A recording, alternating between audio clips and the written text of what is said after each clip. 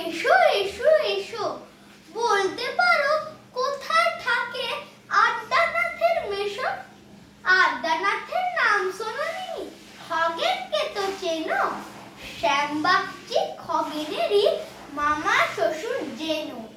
শ্যামের জামাই কেষ্টমোহন, তার যে বাড়ি ওলা, কি যেন নাম ভুলে গেছি, তারই মামার শালা।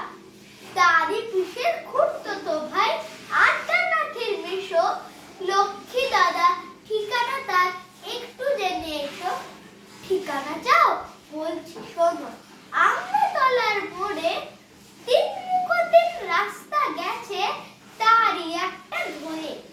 চলবে সিধে নাক বরাবর, ডান দিকে চোখ রেখে।